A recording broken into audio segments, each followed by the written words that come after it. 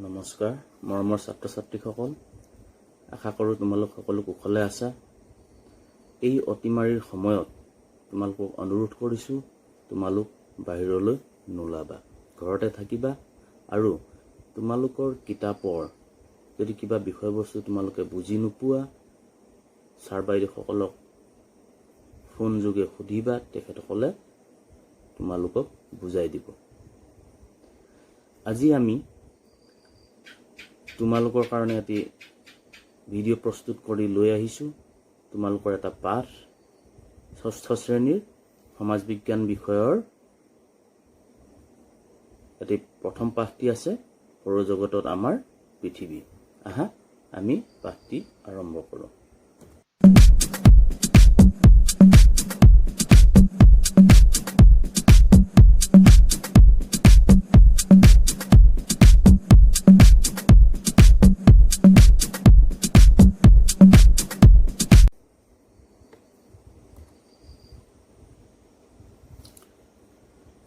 তোমালোকে নিশ্চয় সকলোৱে এবাৰ হ'লেও ৰাতিৰ আকাশখনলৈ চাইছা, ফৰকাল ৰাতি আকাশখন চাইছা। তাত কি কি দেখা পাইছা তোমালোকে? কোৱাচোন মোক, তোমালোকে মনত পেলোৱা, কি কি দেখা পাইছা তোমালোকে?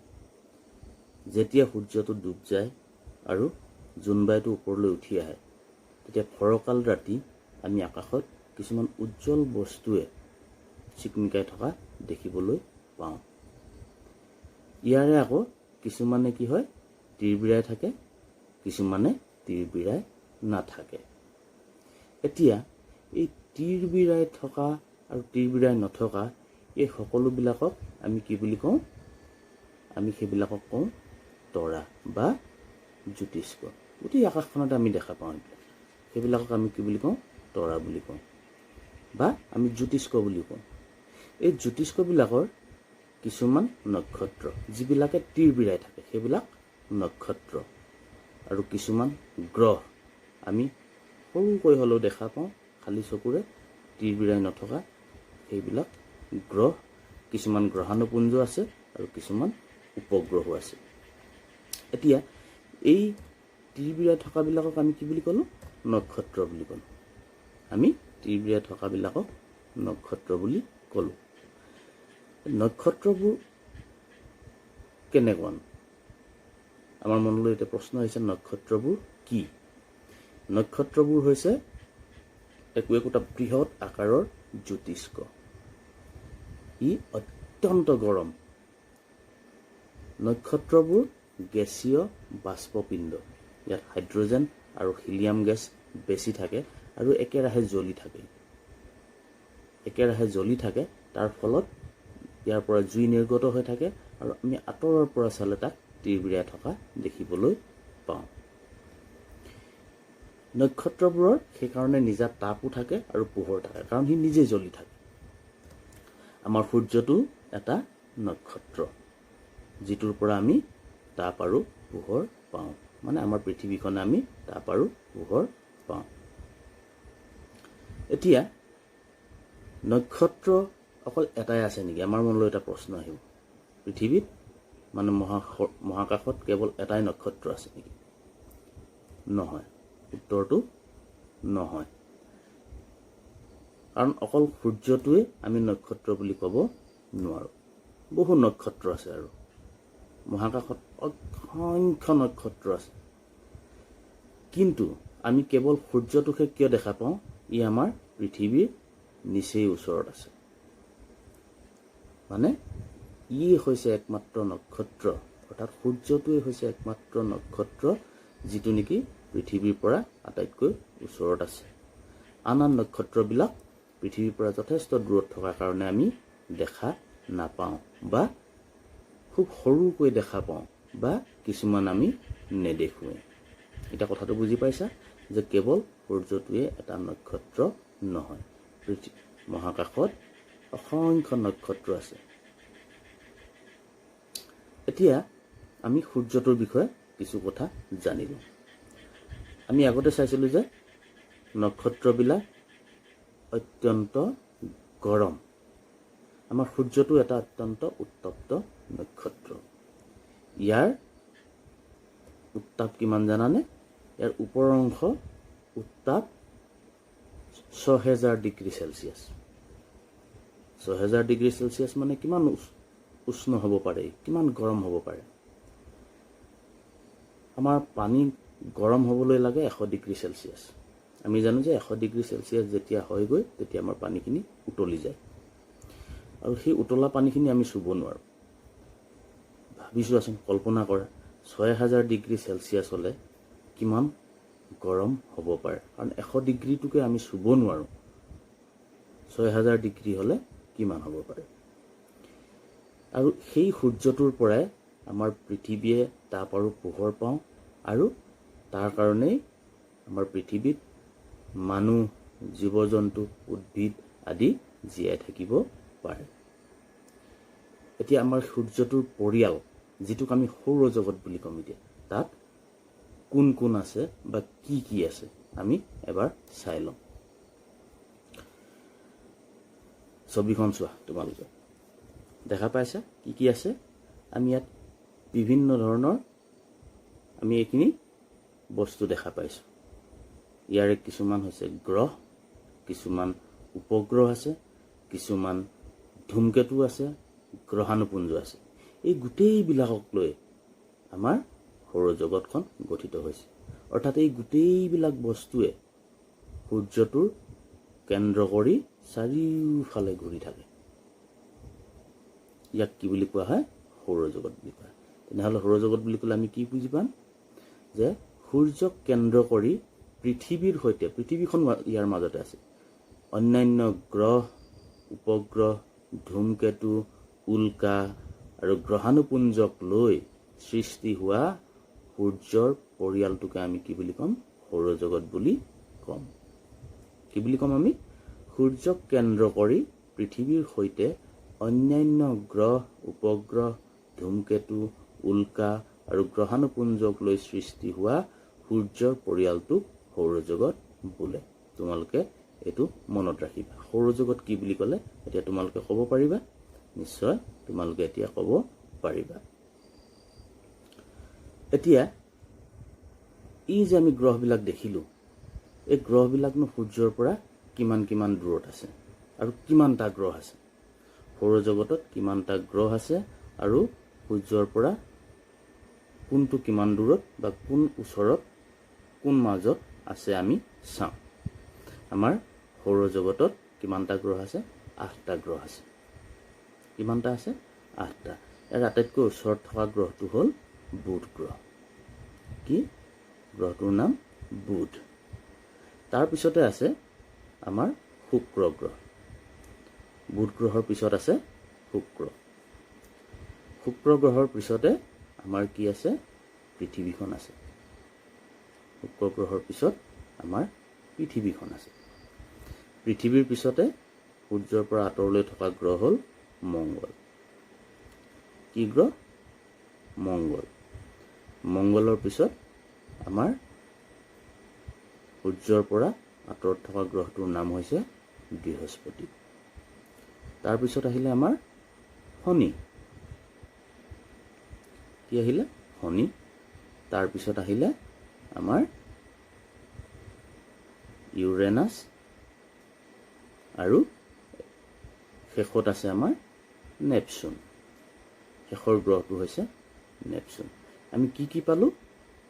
সূৰ্যৰ একেবাৰে ওচৰত থকাটো হৈছে বুধ, তাৰপিছত শুক্ৰ, পৃথিৱী, মংগল, বৃহস্পতি, শনি, ইউৰেনাছ আৰু নেপচুন।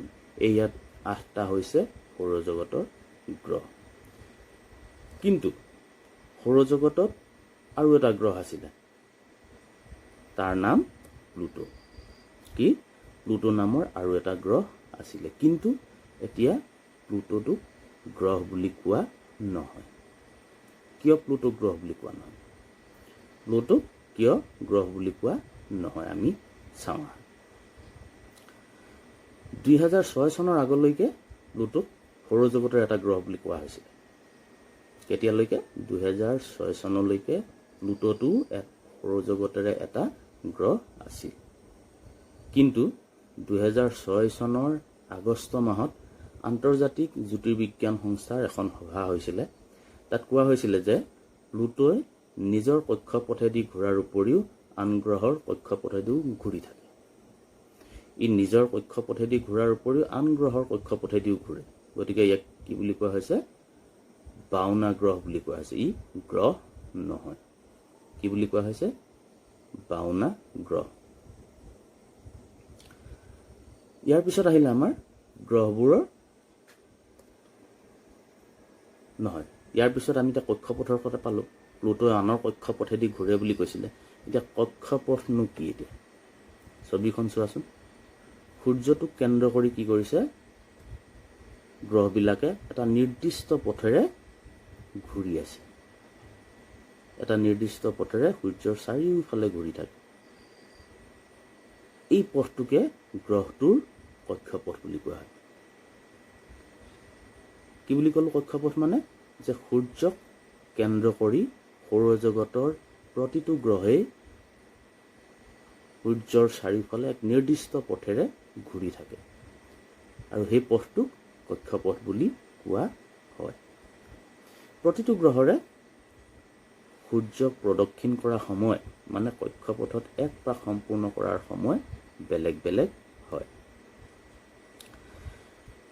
নিজৰ কক্ষপথত থাকি সূৰ্যৰ চাৰিওফালে এপাক ঘূৰিবলৈ কোনটো গ্ৰহক কিমান সময় বা কিমান দিন বা কিমান বছৰ লাগে আমি চাওঁ। এতিয়া ছবিখনত দেখিছা, এটা আমি সৌৰজগতৰ গ্ৰহকেইটা ইংৰাজীত লিখি দিছোঁ। বুধ গ্ৰহটোক ইংৰাজীত কোৱা হয় মাৰ্কিউৰী, শুক্ৰ, ভেনাছ, পৃথিৱী, আৰ্থ, মংগল, মাৰ্চ, বৃহস্পতি, জুপিটাৰ, শনি, ছেটাৰ্ণ, তাৰপিছত ইউৰেনাছ আৰু নেপচুন। এতিয়া আমাৰ বুধ গ্ৰহটোক সূৰ্যৰ চাৰিওফালে এপাক ঘূৰিবলৈ কিমান দিন লাগে? 88 দিন সময় লাগে। মানে বুধ গ্ৰহটোৱে সূৰ্যৰ চাৰিওফালে এপাক মাৰিবলৈ 88 দিন সময় লাগে। শুক্ৰ গ্ৰহক কিমান লাগে? 225 দিন সময় লাগে। পৃথিৱীক কিমান লাগে তোমালোকে কোৱাচোন বাৰু, জানানে? হয়, 365 দিন সময় লাগে। মংগল গ্ৰহক কিমান দিন লাগে? 687 দিন লাগে। বৃহস্পতি গ্ৰহক কিমান লাগে? 11 বছৰ। আমাৰ পৃথিৱীৰ হিচাপত 11 বছৰ লাগে। পৃথিৱীত এক বছৰত 365 দিন। বৃহস্পতি গ্ৰহক সূৰ্যৰ চাৰিওফালে ঘূৰিবলৈ 11 বছৰ সময় লাগে। শনি গ্ৰহটোক লাগে পৃথিৱীৰ হিচাপত 29 বছৰ। ইউৰেনাছ আৰু নেপচুন এই দুটা ক্ৰমে কিমান সময় লাগে? ইউৰেনাছক 84 বছৰ আৰু নেপচুনক 164 বছৰ। এতিয়া বুজি পালা? তোমালোকে চোৱা, বুধ গ্ৰহক কিমান দিন সময় লাগে? 88 দিন সময় লাগে সূৰ্যৰ চাৰিওফালে ঘূৰিবলৈ। শুক্ৰ গ্ৰহক 225 দিন লাগে। পৃথিৱীক 365 দিন লাগে। মংগল গ্ৰহক 687 দিন লাগে। বৃহস্পতিক 11 বছৰ লাগে। শনিক 29 বছৰ লাগে। ইউৰেনাছক 84 বছৰ লাগে আৰু নেপচুনক 164 বছৰ লাগে। এতিয়া আমি কোনটো গ্ৰহে কক্ষপথত সূৰ্যৰ চাৰিওফালে ঘূৰিবলৈ কিমান সময় লাগে আমি গম পালোঁ। এতিয়া আমি চাওঁচোন, সৌৰজগতৰ এই 8টা গ্ৰহৰ ভিতৰত কোনটো আটাইতকৈ ডাঙৰ, কোনটো আটাইতকৈ সৰু? বুধ গ্ৰহ আটাইতকৈ সৰু, আৰু ই সৌৰজগতৰ একেবাৰে ওচৰত থকা গ্ৰহ। মই এতিয়াই কৈ থলোঁ যে সূৰ্যৰ আটাইতকৈ ওচৰত থকা গ্ৰহটো হৈছে বুধ গ্ৰহ, আৰু ই হৈছে আটাইতকৈ সৰু গ্ৰহ। ইয়াৰ ব্যাস 4980 কিলোমিটাৰ। বুধ গ্ৰহৰ ব্যাস 4980 কিলোমিটাৰ। আৰু আটাইতকৈ ডাঙৰ গ্ৰহটো হৈছে বৃহস্পতি। আটাইতকৈ ডাঙৰ গ্ৰহটো কি? বৃহস্পতি। ই আটাইতকৈ ডাঙৰ সৌৰজগতৰ, আৰু ইয়াৰ ব্যাসৰ দৈৰ্ঘ্য হৈছে 1,42,800 কিলোমিটাৰ। মানে বৃহস্পতি গ্ৰহটোৰ মাজেৰে যদি আমি বাঁহ এডাল সুমুৱাই গৈ থাকোঁ, তেতিয়া আমাৰ 1,42,800 কিলোমিটাৰ পাৰ হ'লেহে আমি ইমূৰৰ পৰা সিমূৰ পাব পাৰিম। আকাৰ হিচাপে পৃথিৱীৰ স্থান পঞ্চম, মানে পৃথিৱী সৌৰজগতৰ 5 নম্বৰ ডাঙৰ গ্ৰহ আৰু ইয়াৰ ব্যাসৰ দৈৰ্ঘ্য 12,740 কিলোমিটাৰ। আমি তালিকাখন চাই লওঁ। সূৰ্যৰ পৰা দূৰত্ব অনুসৰি একাদিক্ৰমে গ্ৰহৰ নাম দিয়া আছে। গ্ৰহবোৰে সূৰ্যৰ চাৰিওফালে এপাক ঘূৰিবলৈ লোৱা সময় দিয়া আছে। গ্ৰহৰ ব্যাসৰ দৈৰ্ঘ্য, উপগ্ৰহৰ সংখ্যা। এখন তালিকাখন তোমালোকে চাই লোৱা। বুধ গ্ৰহে সূৰ্যৰ চাৰিওফালে ঘূৰিবলৈ কিমান দিন সময় লাগে? 88 দিন। আৰু গ্ৰহৰ ব্যাসৰ দৈৰ্ঘ্য 4,980 কিলোমিটাৰ। আৰু ইয়াৰ উপগ্ৰহৰ সংখ্যা নাই। উপগ্ৰহৰ বিষয়ে আমি পিছত আলোচনা কৰিম। উপগ্ৰহনো কি? এতিয়া তোমালোকে জানি থোৱা যে বুধ গ্ৰহৰ উপগ্ৰহ নাই। শুক্ৰ গ্ৰহ সূৰ্যৰ চাৰিওফালে এপাক ঘূৰিবলৈ 225 দিন লাগে। ইয়াৰ গ্ৰহৰ ব্যাসৰ দৈৰ্ঘ্য হৈছে 12,390 কিলোমিটাৰ আৰু উপগ্ৰহ নাই। পৃথিৱী 365 দিন লাগে, 12,740 কিলোমিটাৰ ব্যাস আৰু উপগ্ৰহ এটা। পৃথিৱীৰ উপগ্ৰহ কোনটো বাৰু? জোনবাই, চন্দ্ৰ আমি যিটো জোনবাই বুলি কওঁ। এতিয়া চোৱাচোন, শুক্ৰ আৰু পৃথিৱী প্ৰায় সমান, 12,390 কিলোমিটাৰ, 12,740 কিলোমিটাৰ, প্ৰায় সমান। মনত ৰাখি থাকক। মংগল গ্ৰহৰ সূৰ্যৰ চাৰিওফালে এপাক ঘূৰিবলৈ 687 দিন লাগে আৰু ইয়াৰ ব্যাসৰ দৈৰ্ঘ্য হৈছে 6,750 কিলোমিটাৰ। উপগ্ৰহ দুটা। বৃহস্পতি 11 বছৰ সময় লাগে আৰু ব্যাসৰ দৈৰ্ঘ্য হৈছে 1,42,800 কিলোমিটাৰ। উপগ্ৰহ কিমানটা আছে? 16টা। শনি 29 বছৰ লাগে আৰু ইয়াৰ ব্যাসৰ দৈৰ্ঘ্য হৈছে 1,20,500 কিলোমিটাৰ আৰু উপগ্ৰহ 30টা। শনিটো বহুত ডাঙৰ গ্ৰহ। ইউৰেনাছ সূৰ্যৰ চাৰিওফালে এপাক ঘূৰিবলৈ 84 বছৰ লাগে। গ্ৰহৰ ব্যাস 89,700 কিলোমিটাৰ আৰু উপগ্ৰহ 15টা। নেপচুন সূৰ্যৰ চাৰিওফালে এপাক ঘূৰিবলৈ 164 বছৰ লাগে। ব্যাসৰ দৈৰ্ঘ্য 45,000 কিলোমিটাৰ আৰু উপগ্ৰহৰ সংখ্যা 8টা। এতিয়া আমি কি চাম? জানিবলগীয়া কথা কেইটামান আমি চাই লওঁ। আমি কি কি কথা জানিব লাগে আমি এবাৰ চাই লওঁ। সূৰ্যৰ পৰা দূৰত্ব অনুসৰি শুক্ৰ গ্ৰহ দ্বিতীয় স্থানত আছে। সৌৰজগতৰ দ্বিতীয় স্থানত কোনটো গ্ৰহ আছে? শুক্ৰ। আমি প্ৰথম স্থানত কোনটো পালো? বুধ গ্ৰহটো পালো। হয়, কিন্তু শুক্ৰ গ্ৰহৰ ঘূৰণটো ওলোটা। ই পূবৰ পৰা পশ্চিমলৈহে ঘূৰে, কিন্তু বাকী গ্ৰহবিলাকে পশ্চিমৰ পৰা পূবলৈ ঘূৰে। আকাৰ আৰু আকৃতিত পৃথিৱী আৰু শুক্ৰ গ্ৰহ প্ৰায় সমান আৰু মিল আছে।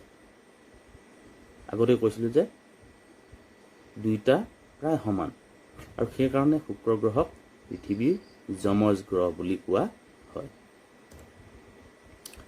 চতুৰ্থ স্থানত থকা গ্ৰহ হৈছে মংগল। মংগল গ্ৰহটো আছে চতুৰ্থ স্থানত। ইয়াক কি গ্ৰহ বুলি কোৱা হয়? ৰঙা গ্ৰহ। তৃতীয় স্থানত আমাৰ পৃথিৱী আছে, চতুৰ্থত কোনটো আছে? মংগল আছে। ইয়াক ৰঙা গ্ৰহ বুলি কোৱা হয়। বৃহত্তম গ্ৰহ হৈছে বৃহস্পতি। ইয়াক খালী চকুৰেও আকাশত দেখা পোৱা যায়। ষষ্ঠ স্থানত থকা শনি হৈছে দ্বিতীয় বৃহত্তম গ্ৰহ। শনি গ্ৰহটো সৌৰজগতৰ দ্বিতীয় বৃহত্তম গ্ৰহ। এতিয়া আমি গ্ৰহৰ বৈশিষ্ট্যবিলাক চাওঁ।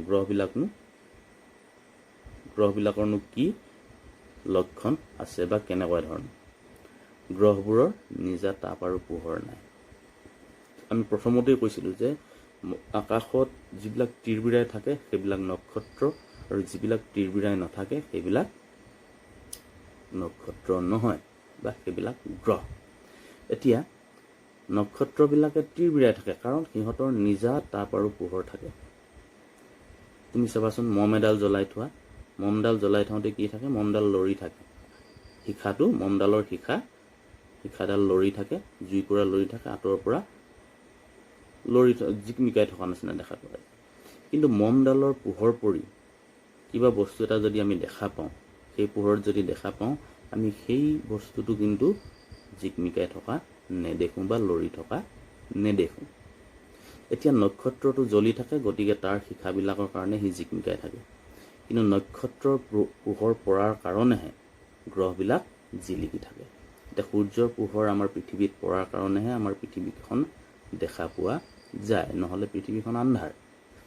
সেইকাৰণে পৃথিৱী গ্ৰহ আৰু গ্ৰহৰ নিজা তাপ আৰু পোহৰ নাই, আৰু ই জিকমিকায়ো নাথাকে। সেই কথাটো ক'লোৱে, সূৰ্যৰ পৰা পোৱা পোহৰে গ্ৰহবোৰ উজ্বলি থাকে, আৰু গ্ৰহবোৰে সূৰ্যৰ চাৰিওফালে ঘূৰি থাকে। গ্ৰহবিলাকে কি কৰে? সূৰ্যৰ চাৰিওফালে ঘূৰি থাকে। আমাৰ পৃথিৱীখনো এটা গ্ৰহ। পৃথিৱীৰ বিষয়ে চাওঁ। পৃথিৱীখনেই হৈছে একমাত্ৰ গ্ৰহ য'ত জীৱ আছে। জীৱ, উদ্ভিদ এইবিলাক পৃথিৱীতে থাকিব পাৰে, কাৰণ পৃথিৱীৰ যিটো উত্তাপ, মানে সূৰ্যৰ পৰা যিটো উত্তাপ আহি পৃথিৱী পায়হি, সেই উত্তাপটোত জীৱ জীয়াই থকাৰ কাৰণে অতি উপযোগী আৰু জীৱ জীয়াই থকাৰ অনুকূল। সেইকাৰণে পৃথিৱীতে একমাত্ৰ জীৱ পোৱা গৈছে বৰ্তমানলৈকে। পৃথিৱীৰ আনুমানিক বয়স হৈছে ৪৫০০ নিযুত বছৰ। সূৰ্যৰ পৰা পৃথিৱীৰ গড় দূৰত্ব ১৪,৯৫,৯৭,৯হাজাৰ কিলোমিটাৰ। ইমান দূৰ হৈছে সূৰ্য আৰু পৃথিৱীৰ মাজৰ দূৰত্ব। আৰু পৃথিৱীখনে ঘণ্টাত ১৬৭০ কিলোমিটাৰ বেগেৰে সূৰ্যৰ চাৰিওফালে ঘূৰি থাকে। ১ ঘণ্টাত কিমান কিলোমিটাৰ যায় সূৰ্যৰ চাৰিওফালে? ১৬৭০ কিলোমিটাৰ যায়। এতিয়া আমি ইয়াৰ পিছৰ পাঠটোত কি আলোচনা কৰিম? পিছৰ আমাৰ যিটো ভিডিঅ' হ'ব, তাত আমি উপগ্ৰহ, গ্ৰহাণুপুঞ্জ, উল্কা আৰু তাৰকাৰাজ্যৰ বিষয়ে আলোচনা কৰিম। কিন্তু তাৰ আগতে তোমালোকে কেইটামান গৃহকৰ্ম কৰিবা। কোনকেইটা কৰিবা? তোমালোকে নিজে কৰিবা বা ঘৰত কাৰোবাৰ ডাঙৰৰ সহায় লৈ কৰিবা। সৌৰজগত বুলিলে কি বুজা লিখিবা। সূৰ্যৰ পৰা দূৰত্ব অনুসৰি একাদিক্ৰমে গ্ৰহবোৰৰ নাম লিখা।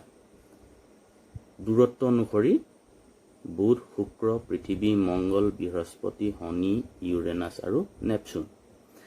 নিজা পোহৰ থকা তৰাবোৰক কি বুলি কোৱা হয়? তোমালোকে কৰিবা। সৌৰজগতৰ আটাইতকৈ ওচৰত থকা গ্ৰহটোৰ নাম কি? সৌৰজগতৰ আটাইতকৈ দূৰত থকা গ্ৰহটোৰ নাম কি?